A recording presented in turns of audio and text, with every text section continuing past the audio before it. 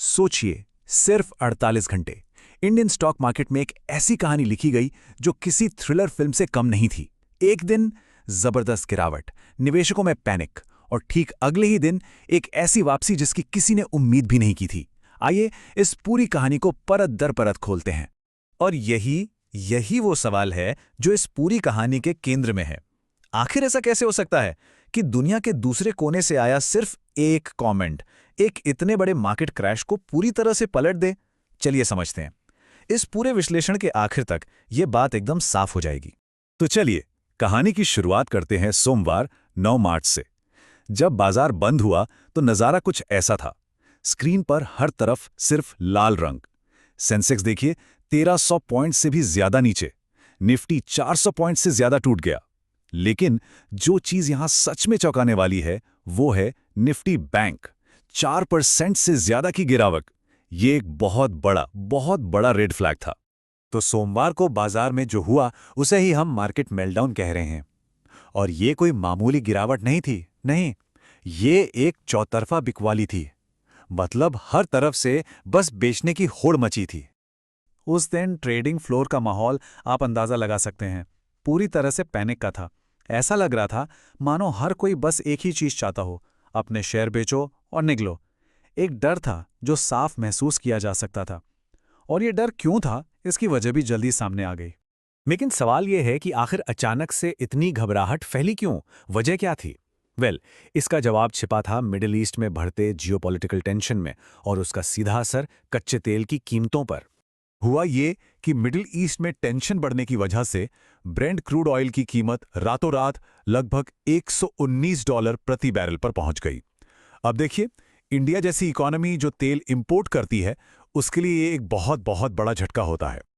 और ये कोई छोटा मोटा उछाल नहीं था।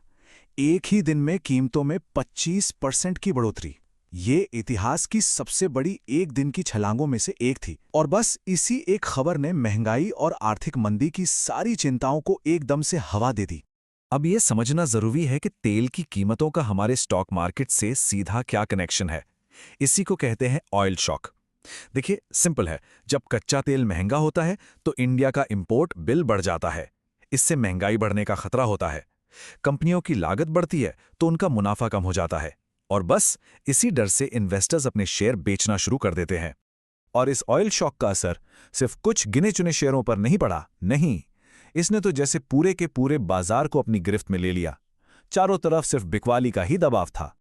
ये जो आंकड़े स्क्रीन पर हैं ये पूरी कहानी बयां कर रहे हैं। जरा सोचकर देखिए, एनएससी पर लिस्टेड करीब 3000 शेयरों में से 2700 से ज्यादा लाल निशान में बंद हुए। मतलब 90% से ज्यादा स्टॉक्स गिर रहे थे।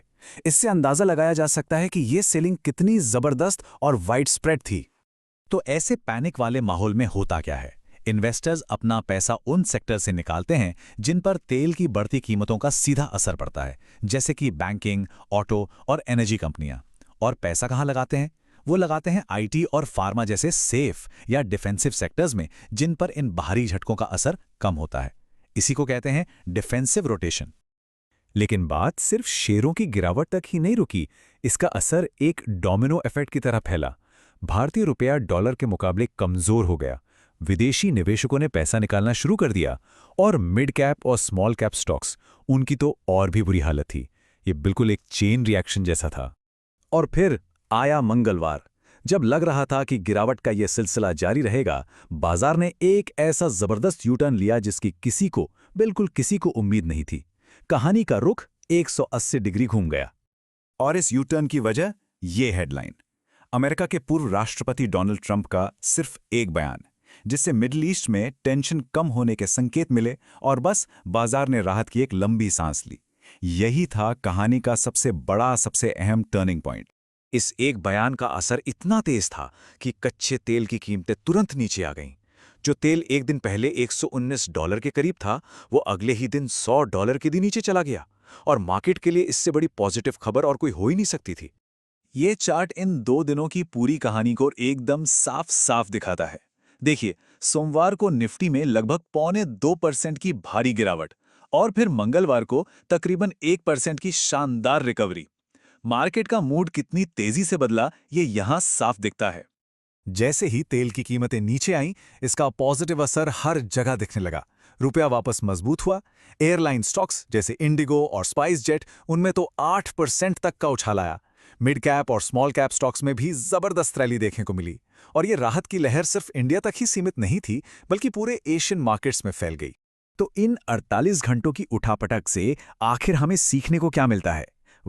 ये पूरा वाकया हमें मार्केट की वोलैटिलिटी यानी अस्थिरता और उसकी सेंसिटिविटी के बारे में बहुत कुछ सिखाता है। तो चलिए 4 बड़े टेकअवेज पर नजर डालते हैं। पहला, हमारा मार्केट ग्लोबल खबरों और घटनाओं को लेकर बहुत ज्यादा सेंसिटिव है। दूसरा, कच्चे तेल की कीमतें इंडियन इकोनॉमी की सेहत के लिए एक बैरोमीटर की तरह हैं। तीसरा, इन्वेस्टर्स का सेंटिमेंट यानी डर और राहत, ये मार्केट में बहुत बड़े और तेज उतार चढ़ाव ला सकता है। और चौथा, मुश्किल समय में कुछ सेक्टर्स जैसे आईटी और फार्मा एक सेफ हेवन या सुरक्षित पनाहगाह का काम करते हैं। लेकिन इस सारी वोलेटिलिटी के बीच एक बैलेंस नजरिया रखना भी बहुत जरूरी है। जैसा कि आईसीएआई के सीए प्रवीण काकड़े कहते हैं, मार्केट में ये जो उतार चढ़ाव है ये ग्लोबल अनिश्चितताओं को दिखाता है। लेकिन इंडिया के मैक्रो फंडामेंटल्स बहुत मजबूत हैं और हमारे घरेलू मांग भी अच्छी है, जो लॉन्ग टर्म में ग्रोथ को सपोर्ट करती रहेगी। और हम आपको इसी एक सवाल के साथ छोड़कर जा रहे हैं। यह 48 घंटे की कहानी हमें ये तो दिखाती है कि मार्केट कितनी तेजी से बदल सकता है। तो ऐसे में ये सोचने वाली बात है कि एक अस्थिर बाजार में हेडलाइंस को देखकर घबराना चाहिए या उसे एक संकेत समझकर तैयारी करनी चाहिए।